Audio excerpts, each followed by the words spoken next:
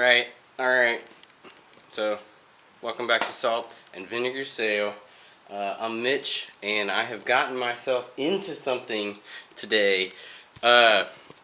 So, in a second, I'll take you all downstairs and I'll show you sort of the space that is getting renovated. But my goal for this winter, and primarily just the month of November, is to renovate a partially finished portion of our basement.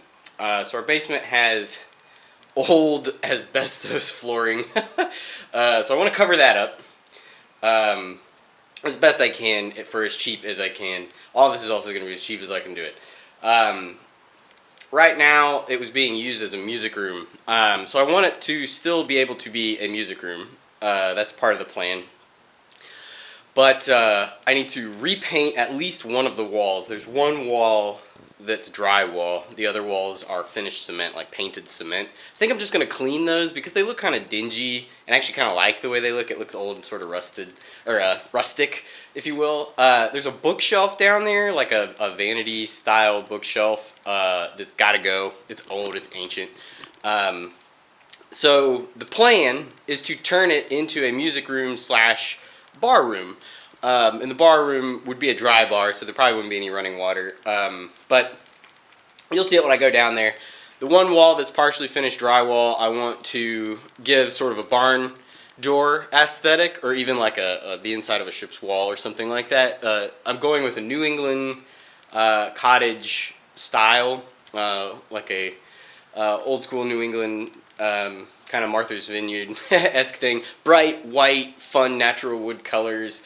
And everything's going to have like a nautical theme to it. So some wooden ships and nautical attire around to make it kind of fun and themed. And hopefully use it as a set for some of our future videos that are indoor.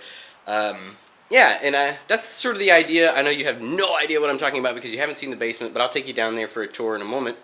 Now, shifting gears, what I have at least acquired is just my list of wood and lumber. So I have my lumber. The first project today that you all are going to see will be think your favorite pub or bar.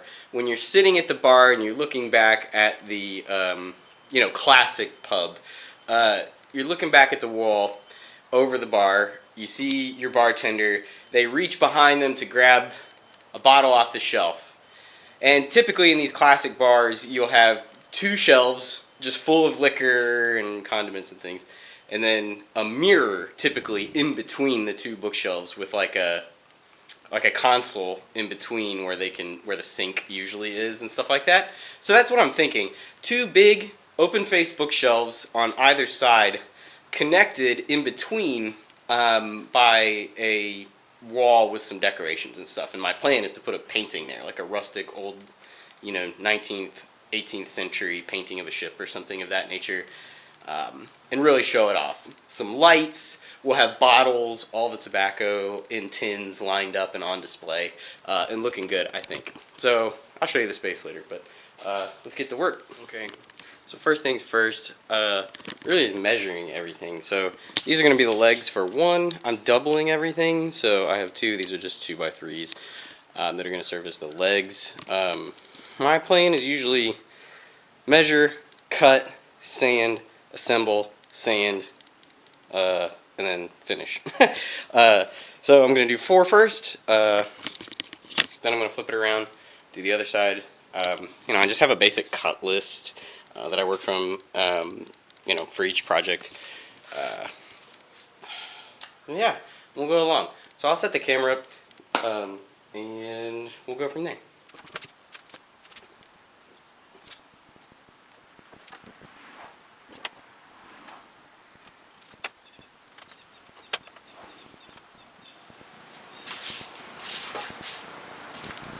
Okay, these need to be 70.5 inches. They're 96-inch boards, 8-foot boards. So I'm just marking 25.5 on the ends. I need 4 of them, and then I need to repeat this process. So I'm going to cut these now. Mark what they are. The legs. It's the only ones with these 2x3s, so it's pretty easy to remember. Yeah, and then we'll be done with that step.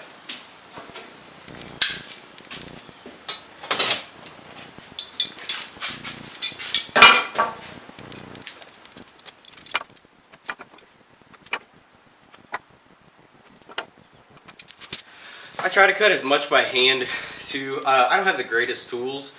I think I've mentioned this in another video, but yeah, I try to do everything as cheap as I can. The whole point of this is really for me to save money, but it's also just fun. And spending a lot of money isn't really fun. So you know, also I just sort of prefer the manual effort of doing it by hand with a hand saw, hand tools as much as possible. Like big tools just take up a lot of space too. Boy, would I love to have a table saw. Boy, would I love to have a miter saw. I would really love to have those things, but you know, I'm working with a 8 by 12 foot space here, so um, yeah, you just do best with what you got, and just try to pick projects that are realistic for your goals and tools. And you know, I know my limits, but anyway, maybe someday. I've obviously got the space here. I just need to organize it and make use of it a little better, probably. But we'll get there someday.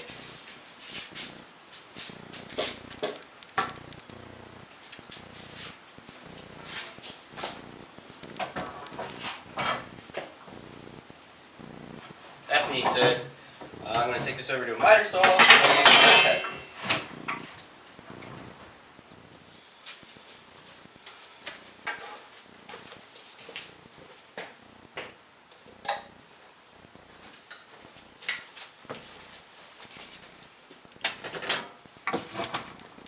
So I use predominantly this Stanley miter box. The saw it comes with is absolute trash. So if you're interested in a miter box, maybe spend a little bit more money. But I have absolutely gotten my money's worth out of this. I think it was like $20 maybe.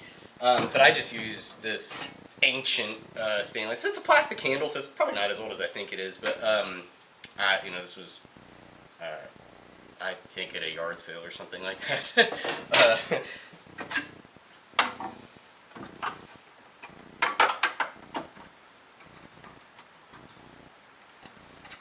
Comes with these little locks. It's not the most elegant thing in the world, but it does work. I always find I have to prop these up on the other side. There we go. Balance it a little bit. And make sure I got no cords in the way. That would be a nice shock, if you will.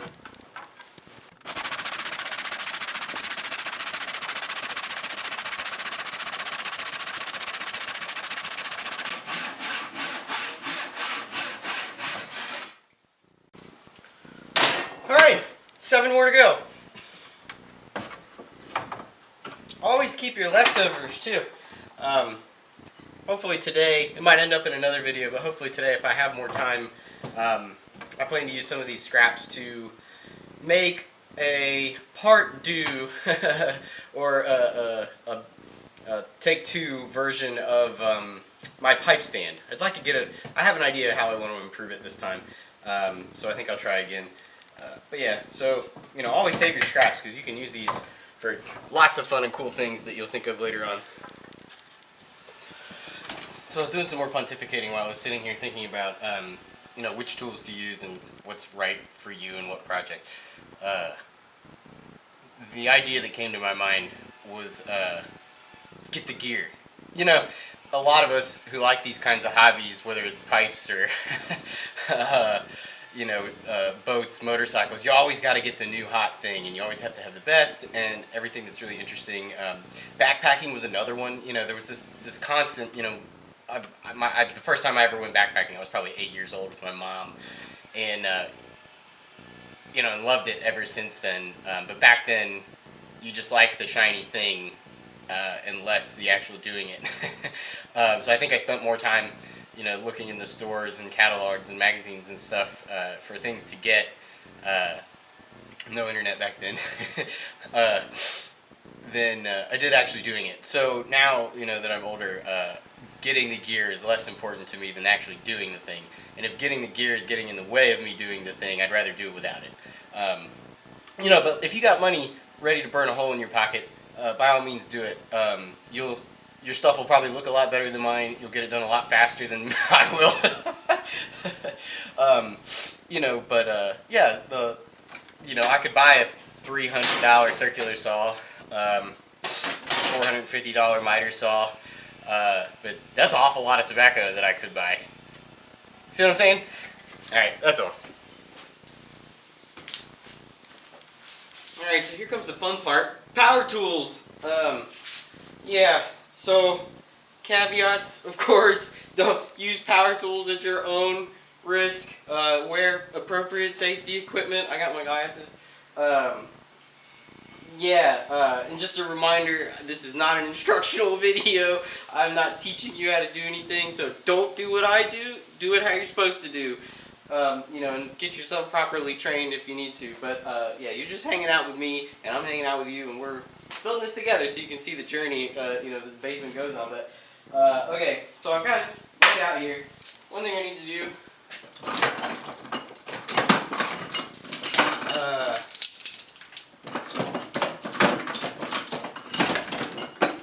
Clamp this sucker down. So I use these really cheap clamps. Another thing you should always do when you clamp, that I would normally do, but I probably won't on this project just because I'm lazy, is put like a buffer board on there. Something like this, just like a piece of scrap or whatever. So if I'm going to clamp this here, lay that on there so that the rough part of this doesn't leave any sort of indentation or anything on the wood. That's what I would recommend. I'm going to cut it in the middle here so they don't fall off either side. You can look at my back for a minute. I got some scrap.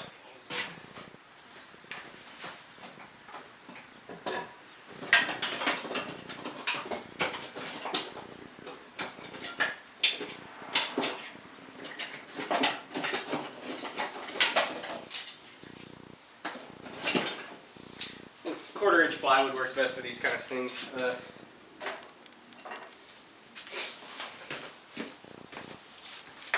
Everybody's got boatloads of that laying around.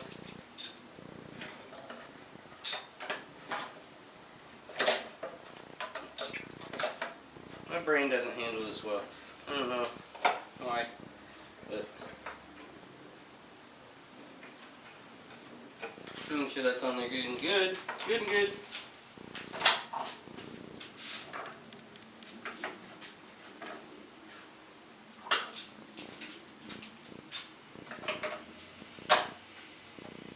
This is all going to get sanded to heck and back anyway, so if there is some issues or marks or scuffs, I mean, I try to pick good wood, but almost all of this stuff is from Home Depot or my little mom and pop hardware store up the street. I think it's a do it best, but I think those are franchised, and I know it's a family owned place. They always have young folks working in there, probably their first jobs or whatever, but I just love this place. I love that kind of atmosphere. Even if I already know what I want and where it is, they come up and ask you if you want it, and I love to have them show me. Because they usually show me stuff that I didn't know I needed. Such good salesmen. Okay, I'm going to cut this stuff. You might have seen this before. I probably paid $40 or $50 for this. It may have been more now that I'm thinking about it, but I don't remember. But it has served me well. It's never not done the job. The blades are easy to replace. It's adjustable. It always works. And it cuts this stuff. You could do better. I could try to do this with a handsaw, but it gets crooked and it's so long. If I do have a pull saw, so I could make my way across here, like put some blocks, but that would honestly just be a little more than I'm comfortable doing. This is so much faster and easier, and I already had this from other projects, but you don't need this to do this. I don't think. If you have the right tools and enough patience, you could. I have this already, so I'm just going to use it.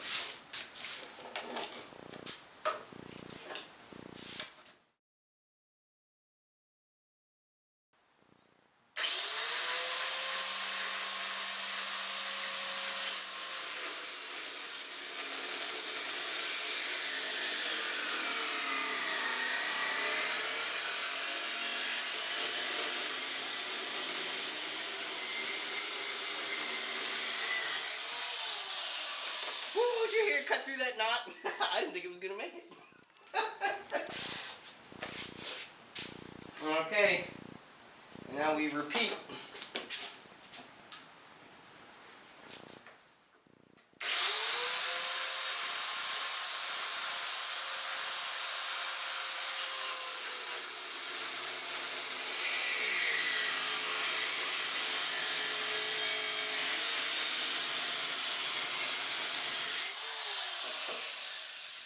Huzzah! Alright, so the preliminary cutting is done. I have a little bit more to cut at the end, but it has to be cut to size for the final product, and I won't know what those measurements are until the very end. Essentially, it's just there's minor variations in the widths of certain things. Mostly just that when you get a 1x12, for instance, it's not 12 inches, right? Like the wood shrinks and it's cut to a standard. So the size of the board, the standard size of the board is 1x12, but what you actually get can anywhere, vary in between 11 1/4 to 11 3/4, 11 1/2, something like that. So essentially, I just don't want to cut these until I know exactly what each length for each shelf in the final shelf is going to measure. I could do it now, but then I'd have to number everything, and it'd just be a lot easier, and I would know I was doing it correctly if I waited. Yeah, so before we had a pile of lumber, and now we have a slightly more accurately measured and properly cut pile of lumber. So yeah, I'll catch you at the end of the next step. Okay, so I have everything cut. All the cutting is finished, but now really the next step is to prep everything. Almost everything is going to need pocket holes, and everything's going to need some pre-sanding. So I always use these cheap boards, and one of these days I'll stop doing it and I'll just rip it, but if I need to get a table saw is really what I need. But sand off all this ink, all these stamps and inks. Also, just these boards sometimes really are just kind of junk. But this is kind of, you can see how fuzzy this is. These were the best ones I could get at my lumber yard. Some of the finish is nice, but I mean, it all still needs to be sanded. But pick and choose which boards I'm gonna want, and so this is gonna be the front frame for the bookshelf. So these are the legs. This is the top, and then these are the supports that go, just the frames and ribs where each one of the shelves are gonna go. Everything needs pocket holes, basically, and I need to sand down all that stuff. And then I'll pick, which sides I want to be in the front. So obviously not these sides with the ink; those are going to face back. But I do need to sand them. So these will face the front. These two will probably be front, and then I'll just get rid of what I can on that, and so on and so forth. Pocket holes are fun. I'll let you watch me make some of those, but you don't need to watch me sand. That stuff's boring. Or they be sanded. Okay, so everything's sanded, everything placed how I want. Now, piece by piece, I'm gonna do each of the pocket holes. So you can see some of that. All right, so this is probably one of my favorite parts. These pocket hole jigs are pretty cool.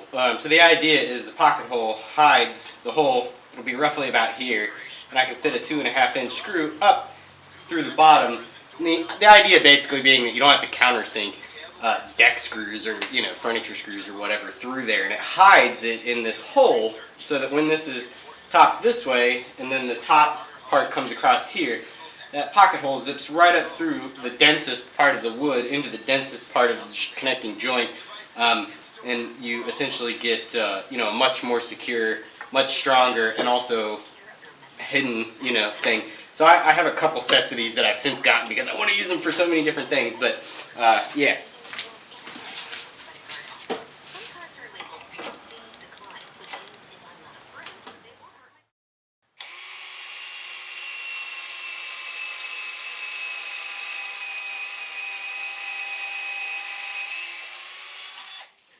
Pull that out.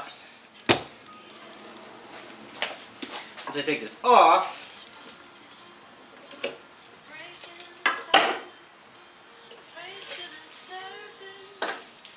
you'll see we now have this perfect little hole there. and it doesn't go all the way through. You'll notice, and the idea is the self-tapping screw will come out itself on the other side, so you don't have a hole there. That gives it, you know, the screw something to grab. Okay, so the first frame is up. There. The interesting thing about the pocket holes, one thing you kind of have to watch out for, is where you put the actual edge, right? So if you want it flush with the front, you know, you can. If you want it flush with the back, you can. Otherwise, I think it's more important that at least that it's at a normal angle. You can see there's a pocket hole attached in the top. But these, what I chose to do is put just a 3/4 inch piece of scrap underneath, so that when I put it on there, it was an even number. The actual plan called for it to be flush with the back, but what I noticed is this particular board is ever so slightly wider than this one, so it's flush to the back on this one on every piece, but on the other side, on flat ground, it's not. And there, you know, there and again was what I was trying to describe earlier with, you know, some pieces need to be measured afterwards versus beforehand. Anyway. Alright, well, I think it's as good a place as any to stop for the night. It's getting dark, and it's going to get cold, but, let's see. I officially have 2 front frames for 2 shelves. Alright, tomorrow we'll work on the back. Once I have the back, there are no sides. I intentionally wanted it open so that you could see the bottles from all sides, and limit, of course, the amount of plywood I have to buy. So yeah, these look great. These turned out so good. I'm excited to see where this goes. Like I said, back frames next time. Then as far as I know, the shelves go on super easy. And once the shelves are on, it's just trim around the outside. And I have a feeling that's going to take a long time. The pocket holes take forever. I have multiple of them, so what I think I'm going to start doing is just 3 at a time. Put 3 on, bzz, bzz, bzz, then redo the next one, bzz, bzz, bzz, do the next one. Because right now I have to take it off, put it on, take it off, put it on, take it off, put it on. And that takes a long time. Anyway, alright, so we'll see you tomorrow. Alright, so real quick, let me take you through the space so you can get an idea of what this is going to look like after all of the woodworking projects that are happening. So this was a music room, if you can't tell. I had early inklings of making it nautical themed with this guy right here. I also got some pillows. There's a couch here that you can't really see. So this was a music room. There was a drum set over in this area, and then music and big speakers in the corners of each room. The lighting is terrible, obviously, because we wanted it kind of moody and atmospheric and stuff. I have a pretty nice music stand here. I've gotten rid of a ton of others. There were just instruments everywhere from different musicians and stuff that would come over. There is another part of the room, but it's kind of like my exercise area. Stationary bike and stuff over there. So here, this is all that's left. I've cleaned all of this out. There's some amplifiers here and some other assorted instruments and things. Yeah, if you don't know, all the music we play on the channel is all either myself or myself and Aaron performed. They're all you know, Irish folk tunes and other things. But so the goal is this wall here, paint this white, and then I want to put boards across it to give it sort of a I know you're just staring at a red wall, to give it sort of a to look like a ship. Possibly, preferably, you know, like the inside of a ship or the inside of a barn, whatever, it's not that important. But panels across, lots of them, hang guitars from those, and then I have actually 2, I can't wait to show you guys these, but they're old muskets. One is an actual purchase, the other is a kit musket that my father actually made and gave to me many, many years ago. On this side, imagine this is a bar. So you'll have 2 big bookshelves. You've seen the bookshelves, or you know, at least the inklings of them, the beginning, on either side, with a painting in between. Nice. I'm gonna get a nice, gorgeous frame for it, with a little.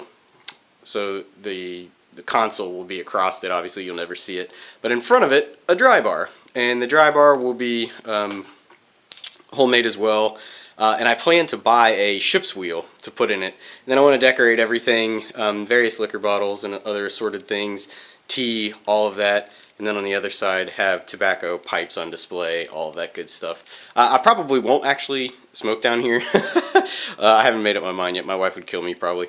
Yeah, so then the couch on this side, this is our water intake, but I plan to cover this up and put a little small potbelly stove underneath of it and kind of make it look, you know, Ludo narrative kind of thing. um, yeah, and then probably get an armchair to set somewhere over here too. I'm going to run out of room really quickly though, I think. So yeah, that's what it's going to look like. So yeah, you'll see it when it's all done. I'll come back. I won't show you again until then. But yeah, I'm just happy to have you all on my journey as we kind of clean this up. And this should, with some better lighting, be the set for some of our future videos once we get, you know, rolling and have more stuff to show and talk about. But thanks, y'all. We'll catch you next time.